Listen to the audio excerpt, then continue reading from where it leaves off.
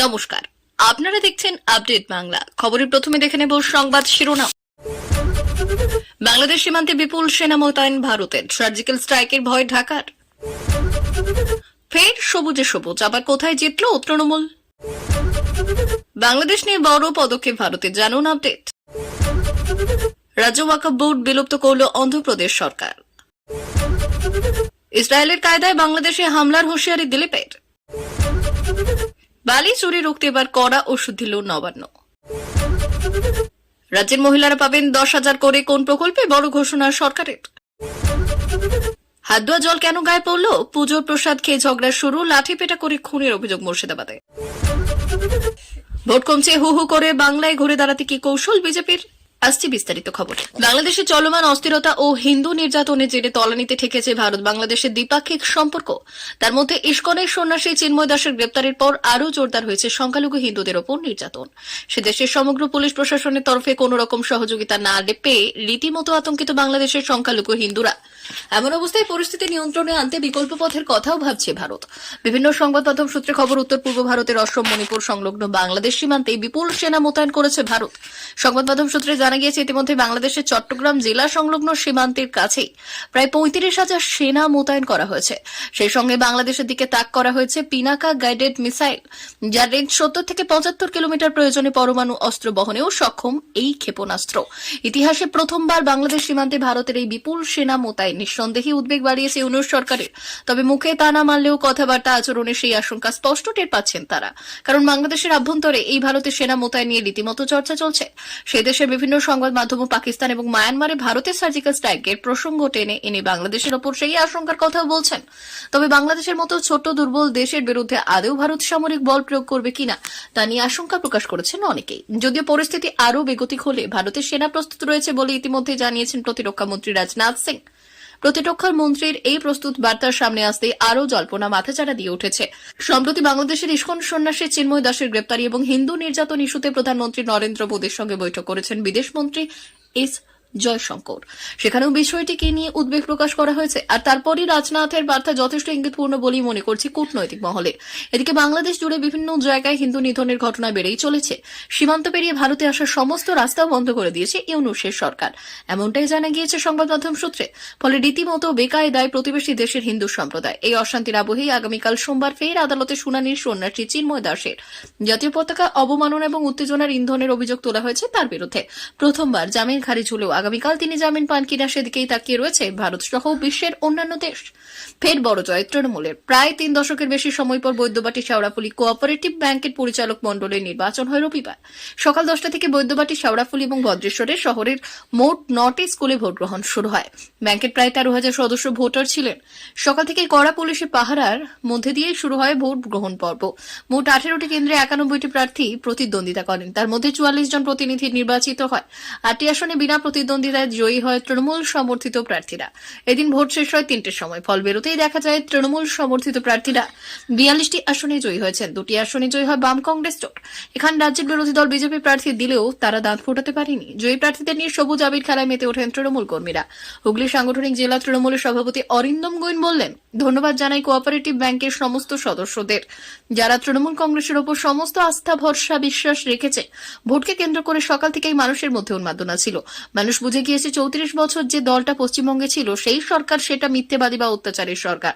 আর যে সরকার কেন্দ্রে আছে সেই সরকার মানুষকে কথা দিয়ে কথা রাখে না, বাংলার মানুষের টাকা আটকে রাখে। তাই বাংলার মানুষ তাদের প্রত্যাখ্যান করেছে। উল্লেখ্য, ভোট গ্রহণ শুরু হতেই সিপিএম ফরওয়ার্ড ব্লক এবং কংগ্রেসের জোট প্রার্থীদের নির্বাচন কেন্দ্র থেকে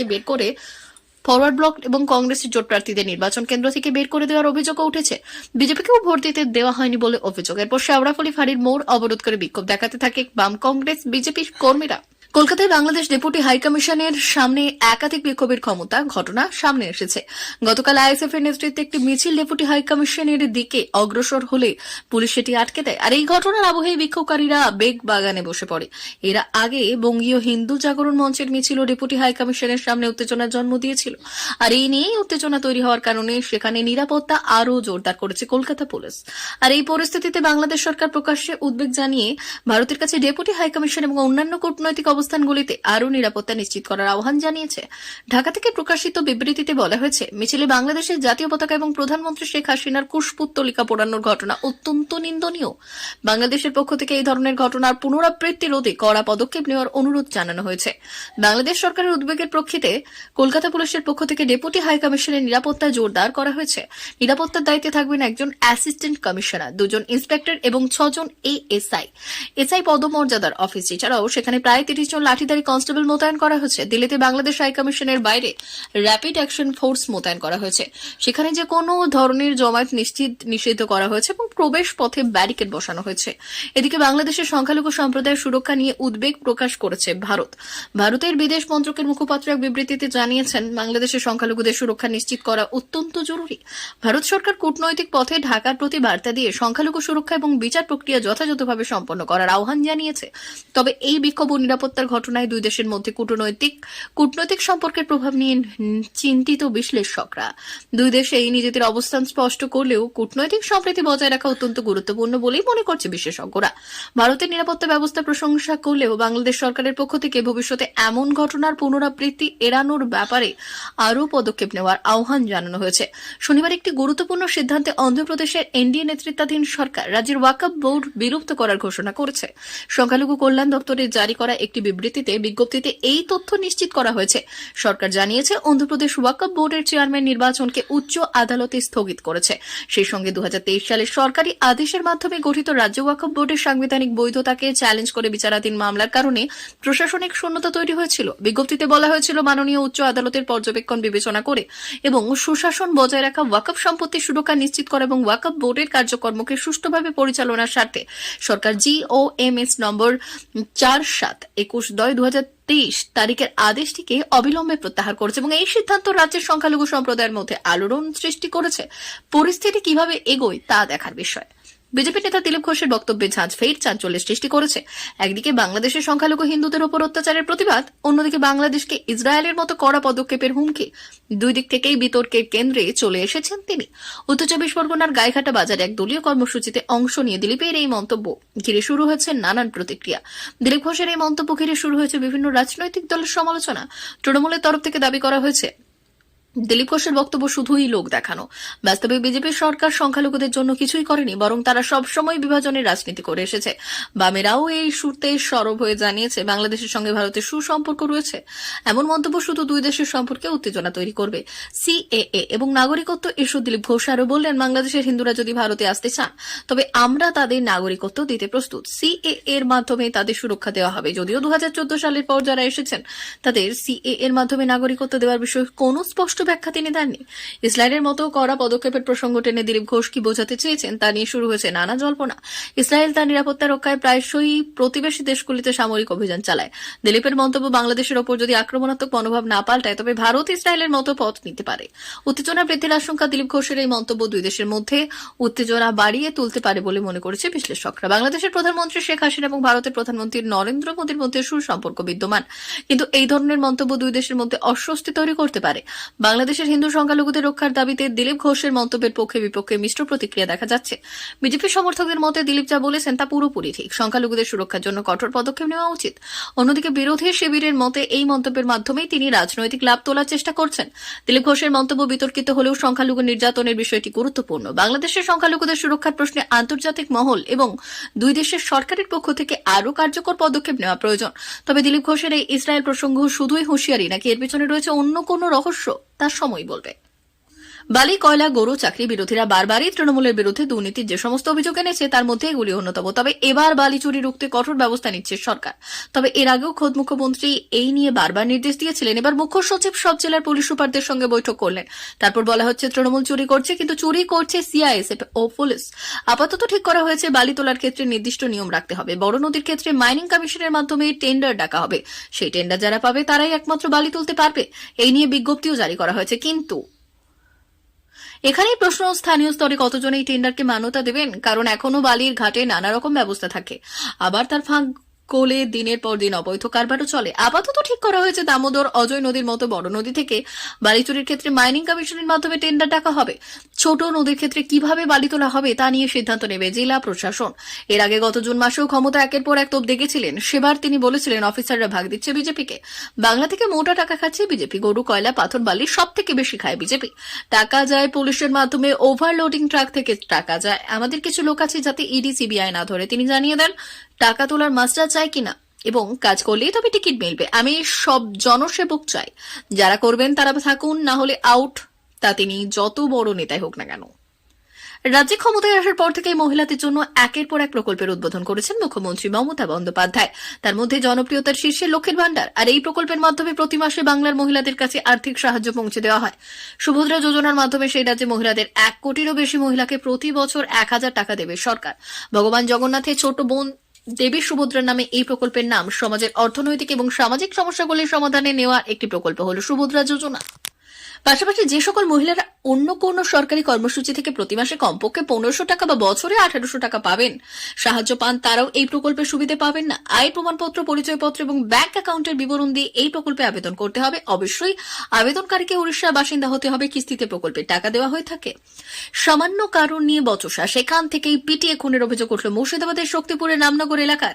মৃতের নাম ক্ষুদিরাম ঘোষ, বছর 58 বছর। এখনো পর্যন্ত ওই ঘটনায় কেউ গ্রেপ্তার হননি। তবে মৃতের পরিবারের তরফে জানানো হয়েছে পুলিশের কাছে খুনের অভিযোগ দায়ের করতে চলেছে তারা। স্থানীয় সূত্রে খবর, শনিবার রামনগরের ঘোষপাড়া এলাকায় ধীরেন ঘোষ নামে একজনের বাড়িতে কালী পুজোয় আমন্ত্রিত ছিলেন ক্ষুদিরাম। তার সঙ্গে ছিলেন মনোজ ঘোষ ছিলেন। পুজোর পর্ব মিটে যাওয়ার পর প্রসাদ বিতরণ হচ্ছিল। ক্ষুদিরামের মতো আমন্ত্রিতদের অনেকে দাঁড়িয়ে প্রসাদ খাচ্ছিলেন। আর প্রত্যক্ষদর্শীদের দাবি প্রসাদ খাওয়ার পর হাত ধুয়ে হাত ঝেড়েছিলেন ক্ষুদিরাম। আর সেই জলের 2-1 ফোঁটা নাকি পাশে দাঁড়ানো এক ব্যক্তির গায়ে পড়ে। আর তা নিয়েই শুরু হয় তর্কাতর্কি। এটো জল কেন গায়ে পড়লো ক্ষুদিরামের কাছে জানতে চান সিদ্ধার্থ ঘোষ নামে এক স্থানীয় বাসিন্দা। ওই নিয়ে দুজনের মধ্যে বেশ কিছুক্ষণ কথা কাটাকাটি হয়, কিন্তু কিছুক্ষণের মধ্যে বচসা গড়ায় মারামারিতে। অভিযোগ, সিদ্ধার্থের নেতৃত্বে 10 থেকে 15 জন একটি দল বাঁশ লাঠি নিয়ে এসে ক্ষুদিরামকে মাটিতে ফেলে পেটান। আর তাতে শরীরের একাধিক জায়গায় চোট, প্রাণ বৃদ্ধ। মৃতের ছেলে মানুষ বললেন, বাবার সঙ্গে কালীপুজোর নিমন্ত্রণে গিয়েছিলাম। একটা সামান্য বিষয় নিয়ে সিদ্ধার্থ সহ কয়েকজন লোক বাবার উপর চড়াও হয়। বাবাকে বেধড়ক মারধর করেছে। আমি ওদের নিরস্ত্র করতে পারিনি। আমার চোখের সামনে বাবাকে মেরে ফেললো ওরা। আজই এই নিয়ে পুলিশের দ্বারস্থ হচ্ছে। অন্যদিকে পুলিশ সূত্রে বলা হয়েছে অভিযোগ দায়ের হলে তা খতিয়ে দেখা হবে।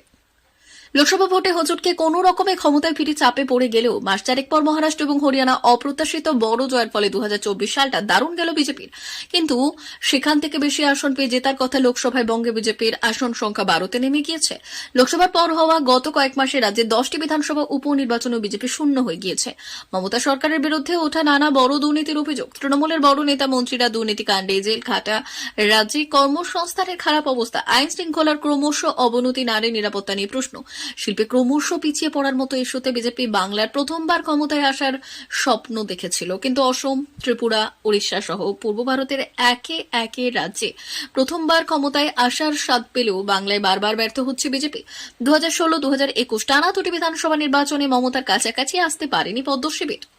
সেই বিধানসভা ভোটের 77টি আসন থেকে গত 3 বছর বাংলায় দলের শ্রীবৃদ্ধি তো দূরে থাক, ক্রমশ ক্ষয় হয়েছে বিজেপির। দলের রাজ্য সভাপতি সুকান্ত মজুমদারকে কেন্দ্রীয় মন্ত্রী করে পুরস্কার দিলেও তিনি বাংলায় দলের হাল ফেরাতে পারছেন না। সম্প্রতি বাংলার এক সংবাদ মাধ্যমে প্রকাশ পায় দলের অন্দরের সমীক্ষা বলছে 2026 বিধানসভা নির্বাচনে জিতে ক্ষমতা আসা তো দূরে থাক, বাংলায় বিজেপি 50টি আসনও পাবে না। যদিও বঙ্গ বিজেপি নেতারা এই খবর উড়িয়ে দিয়েছেন, কিন্তু 2024 সালে বাংলায় যতগুলো ভোট হয়েছে তাকে সাধারণ সংখ্যায় ফেললে পরিষ্কার বঙ্গ রাজনীতি ধারায় বইলে 2026 বিধানসভা ভোটে বিজেপির জন্য বড় বিপর্যয় অপেক্ষা করছে। বাংলাদেশে হিন্দুদের উপর হামলার ঘটনায় কলকাতায় রাস্তার পথে নেমে শুভেন্দু বুঝিয়ে দিয়েছেন মমতাকে আর খালি জমি দেবে না বিজেপি। কিন্তু সমস্যা হলো বাংলাদেশে হিন্দুদের উপর হামলার ঘটনায় আন্দোলনের সুফল বঙ্গ বিজেপি বাংলার ভোটে ঠিক কতটা পাবে? 2024 ভোটে একের পর এক ধাক্কার পরেও বাংলায় বিজেপির এখনো শক্তির জায়গা। দক্ষিণবঙ্গের বিপর্যয়ের মাঝেও পূর্ব মেদিনীপুরের কাঁথি এবং তমলুকে অধিকারীগড় অটুট থাকা, পুরুলিয়ায় বছর 3 আগের দাপট কমলেও এখনো কিছুটা স্বস্তির জায়গা রয়েছে। মাদারিহাটে হারলেও উত্তরবঙ্গের অধিকাংশ জায়গাতে এখনো ভোট ব্যাংক অটুট আছে বলে দাবি। দক্ষিণবঙ্গের বেশ কিছু জেলায় তৃণমূলের নেতাদের মধ্যে গোষ্ঠীদ্বন্দ্ব। আরজি কর আন্দোলনে মহিলাদের মধ্যে মমতার সরকারকে নিয়ে প্রশ্ন। বাম ভোট ব্যাংকে আরও ধস। মুর্শিদাবাদের অধীর চৌধুরীর হারের ফলে সেখানে প্রধান বিরোধী দল হওয়া। প্রিয় দর্শক, এখনকার মতো খবর এই পর্যন্তই। ধন্যবাদ।